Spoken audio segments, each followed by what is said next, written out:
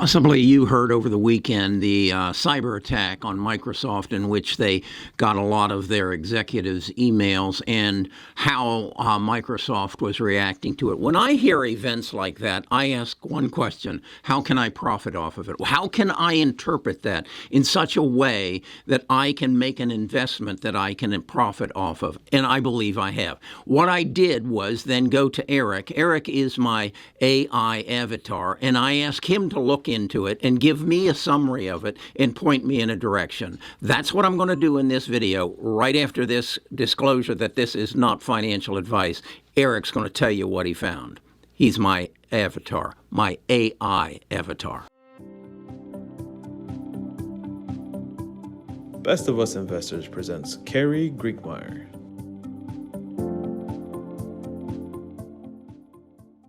Kerry, Microsoft is revealing today that it has discovered a nation-state attack on its corporate systems from the same Russian state-sponsored group of hackers that were responsible for the sophisticated SolarWinds attack. Microsoft says the hackers, known as Nobelium, were able to access email accounts of some members of its senior leadership team late last year.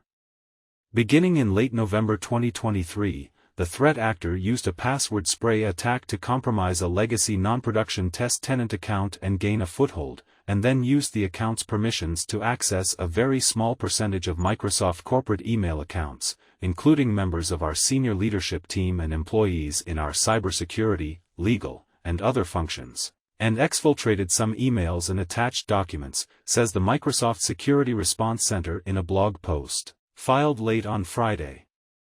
The attack took place just days after Microsoft announced its plan to overhaul its software security following major Azure cloud attacks. While Microsoft customers don't appear to have been impacted in this new incident and this wasn't the result of a Microsoft vulnerability, this is still the latest in a line of cybersecurity incidents for Microsoft. It found itself at the center of the SolarWinds attack nearly 3 years ago. Then 30,000 organizations' email servers were hacked in 2021 due to a Microsoft Exchange server flaw, and Chinese hackers breached U.S. government emails via a Microsoft Cloud exploit last year. Microsoft is now changing the way it designs, builds, tests, and operates its software and services.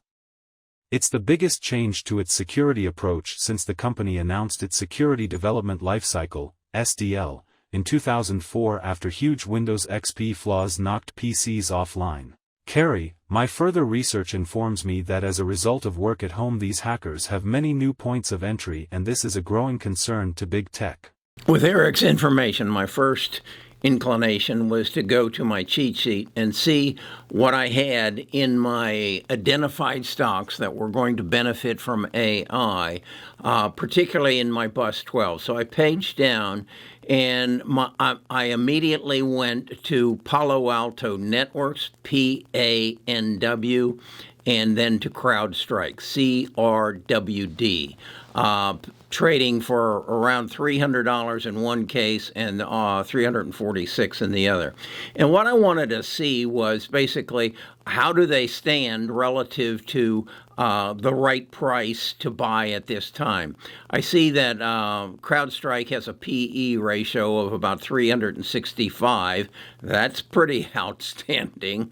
And Palo Alto is substantially less at 196. So I come across and I look at my analysis work and I see that my buy-in price that I want to buy based on my technical and my financial analysis, if I could, I'd like to buy CrowdStrike at 242 and Palo Alto at 301. That's a 19% discount on current price on CrowdStrike, and on Palo Alto, it's a 13% discount. So I've got some way to go. Then before I go to the charts, what I wanted to do was find out what's their outlook in the future, and in particular, their earnings per share. Here we have listed earnings per share of CrowdStrike for their last earnings call of 82 cents with a projected earnings in 2024 of 296. That's a 260% increase. That's pretty healthy. As we look at Palo Alto, They had earnings per share in 23 of 145 and are anticipating 551. That's a 280, right there with CrowdStrike at 260. So they're pretty well lined up with each other. In 2025, they're seeing a 26% on CrowdStrike and a 16% on Palo Alto, recognizing that could change, and that it probably will. Then what I wanted to look at how did they do last year? CrowdStrike last year, the last 365 days, it's up 182%. And year to date, which would be something in the neighborhood of 22 days, it's up 21%. That's pretty strong. And you can see here that Palo Alto kind of is less but the same. So we have two stocks that are moving in the right direction, and we want to probably, from what we learned from Microsoft's announcement, this is a concern for big tech and is going to be a concern for big tech in the future. So now let's look at the chart. Here's CrowdStrike's chart, and as you can see, starting in November, it just took off. And again, what happened in November, that was AI.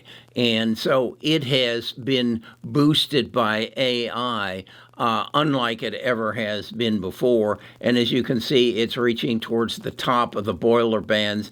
In fact, it just gapped up today. So we've got quite a run up on it, particularly since January the 17th. Actually, if we come back to here, it's that haunting day of January the 5th. And any tech stock, you go look it up and go to January the 5th, 2024, and you're going to see a spike. So what then is my buy-in price? Well, these are gaps, and historically stocks fill their gaps. So no doubt it will fill that one. That's their 9-day, and you can see they've been running on their 9-day since January the 5th. Here's another gap. Here's another gap. This big green bar is accumulation. This is when a lot of accumulation went into this stock to create that, much as it did here. So I look at that and say, these people, a lot of the people who own the stock right now bought it at 241, and even more of them bought it at 218. So if we have a correction, it will probably come down to that gap, and at this point, these people will take their profits. Okay, or a big part of them, which I think will then bring it down to this gap, and that's my buy-in price, somewhere around $213.17. Now let's go over and look at Palo Alto. This is Palo Alto, and again, you can see some very common things. What do you want to bet? That's not January the 5th. Actually, it's January the 8th. Where is the 5th on here? The day before. Okay, so that's when it took off into its stratosphere. But again, it's at the top of the Bollinger Band. It's reaching new highs. You see, just today, you see a bear peak reaching up for a high. We'll see if it closes above it today. We've created a small gap there that we haven't picked up. We've got a gap here, and here is our accumulation. Here is where a lot of people got the signal, bought in, and that's what's driven this up. Here is even more down near the 200-day moving average. So my interpretation is I want to buy both Palo Alto and CrowdStrike at the right price. So I will determine what portion of my portfolio, what percentage of my portfolio I want in these two stocks. And then if it comes down and covers this, I'll probably buy half of what I want and then wait and see if it comes down here as well. And what will stimulate that? Another event. what is that event? Well, Vladimir Putin could do it. Israel and Hamas could do it. We could.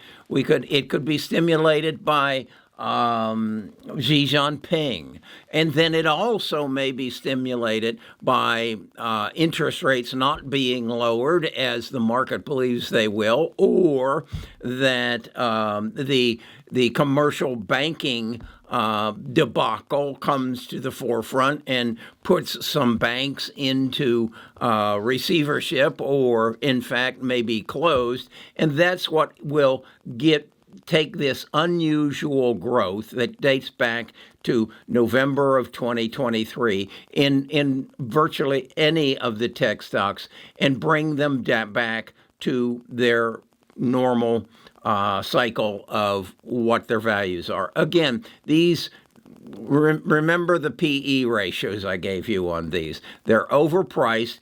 Another way you know they're overpriced is you come down here to their relative strength. This and as you can go back and say, look, their relative strength was above the 70 mark, and what did it do? It came down. It got above the 70 mark. What did it do? It bounced around, and then it made a correction and came down. Well, where is it right now? It's the highest it's been in, what is that, in the last year. So a correction is in the wind. I'm just waiting. I know where I want to buy it, and I will adjust this price on my cheat sheet on a daily basis. I go through the charts, I look at them, I say, where is the buy-in price that I want to get into cybersecurity or any other of the stocks on the BUS 12 and BUS 13 portfolios.